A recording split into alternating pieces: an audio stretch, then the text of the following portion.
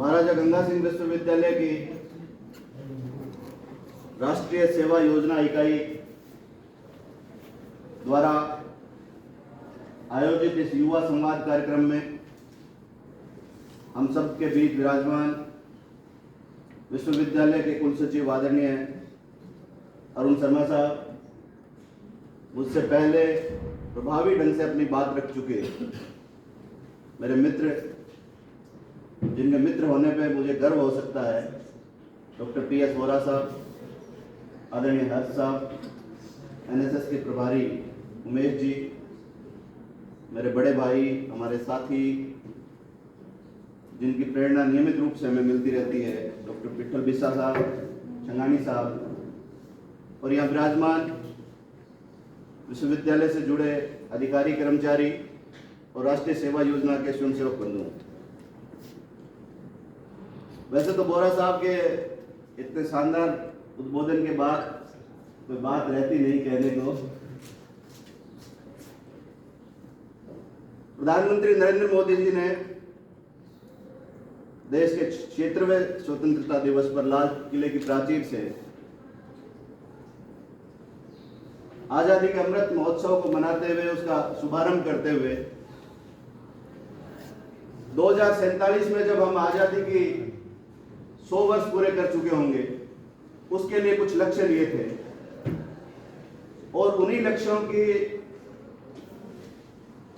पूरा करने की दिशा में, आगे बढ़ने की दिशा में भारत सरकार के खेल और युवा मामलों के मंत्रालय ने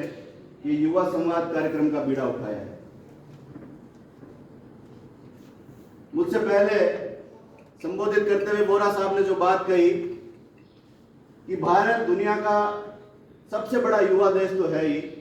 और दुनिया में सबसे ज्यादा आबादी वाले मुल्क के रूप में भी हम लोग लगभग डिक्लेयर हो चुके हैं कि हम सबसे ज्यादा आबादी वाले मुल्क हैं और हमने चीन को पीछे छोड़ दिया है। आप में से बहुत सारे लोगों ने जब बोरा साहब ये बात कह रहे थे तो इसे चुनौती माना, इसे चैलेंज माना, लेकिन मैं भी बोरा साहब की इस बात से पूरी तरह से सहमत हूं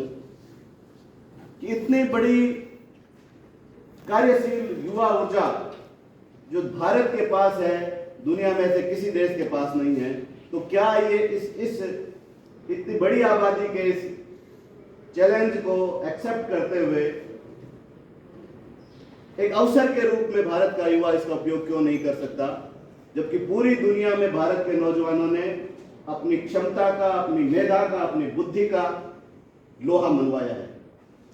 आप सब लोग जानते हैं कि दुनिया की जो बड़ी टेक कंपनियां हैं, उनकी लीडरशिप भारतीय नौजवानों के हाथ में है, और आने वाले समय में जो प्रधानमंत्री जी ने 2047 के लिए 5 प्रण की घोषणा की है, उसमें पहला प्रण यह है कि जब हम आजादी की 100 साल पूरे कर रहे होंगे, तब दुनिया के विकसित देशों की श्रेणी में हम आगे खड़े मिलेंगे। एक विकासशील देश के नेतृत्व के लिए एक बड़ा चैलेंज है। जैसा कि बोरा साहब कह रहे थे कि हम दुनिया की 5वीं बड़ी अर्थव्यवस्था हैं। आप लोगों को ध्यान होगा कि 2013 में भारत दुनिया की 9वीं सबसे बड़ी अर्थव्यवस्था थी, और पिछले 8-9 साल में, 10 साल में भारत ने दुनिया की 5वीं बड़ी अर्थव्यवस्था होने का गौरव हासिल किया है। और 2047 तक मैं बोरा साहब की बात को बड़े सम्मान के साथ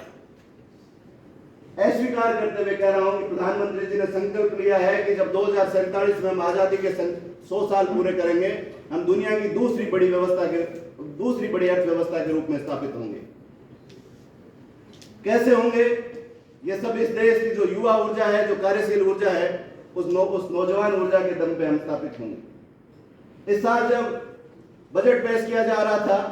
तो सामान्य तौर पे ये होता है कि जब चुनाव से पहले का पूर्ण बजट होता है, उस पूर्ण बजट में लगभग लोक बजट पेश किया जाता है। लेकिन देश की वित्त मंत्री निर्मला सीतारमण जी ने जिस तरह से आर्थिक अनुशासन के साथ भारत का बजट पेश किया और पूंजीगत व्यय को 33% बढ़ाते हुए 10 लाख करोड़ रुपए का पूंजीगत व्यय इस बजट में खर्च करने का लक्ष्य लिया। आप लोगों में से जो भी अर्थशास्त्र के विद्यार्थी हैं, वो इस बात को जानते होंगे कि पिछले 3 सालों से निरंतर इसको बढ़ाते हुए 33% की वृद्धि करते हुए पूंजीगत व्यय को भारत के बजट में इस हाइट पर लेकर आए।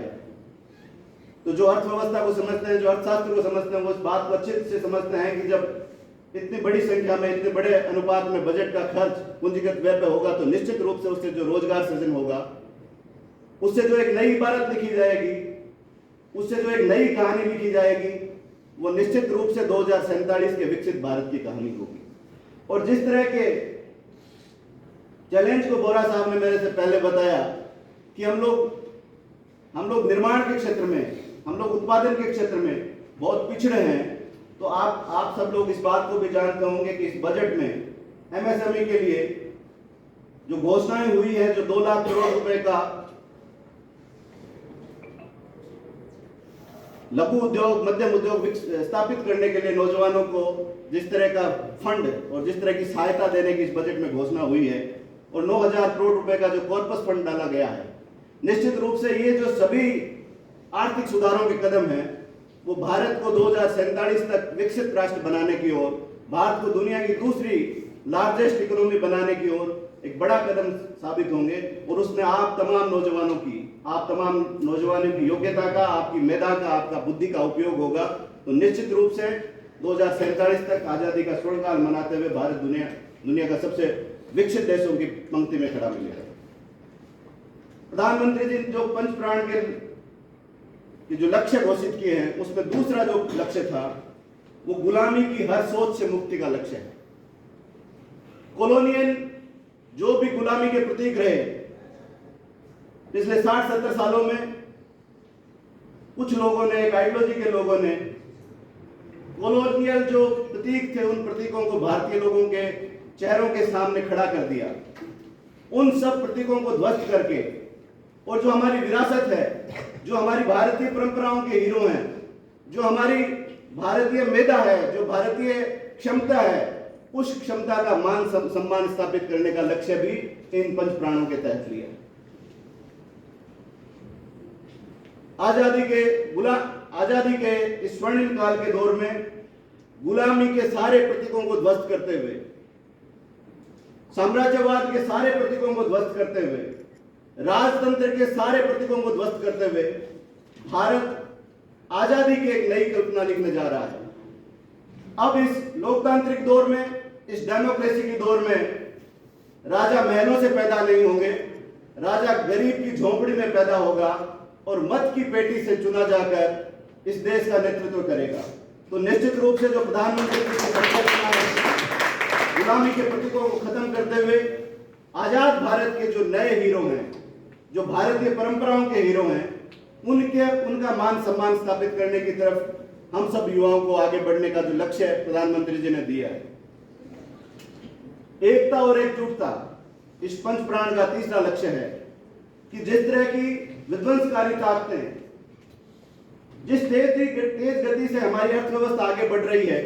निश्चित रूप से दुनिया के लिए एक बड़ा चैलेंज है। दुनिया के विध्वंसकारी सोच रखने वाले मुल्कों के लिए एक बड़ा चैलेंज है। ऐसे में भारत के लोगों को अपनी जो विविधता है, उस विविधता में एकता का जो प्रतिरूप नजर आना चाहिए, ताकि विकास की गति में हम दुनिया के विकसित देशों के साथ कदम ताल कर सके, उनके साथ कंधे से कंधा मिला सकें। और जो 5वीं और अंतिम बात उन्होंने कही है, वो नागरिक कर्तव्यों की बात कही है।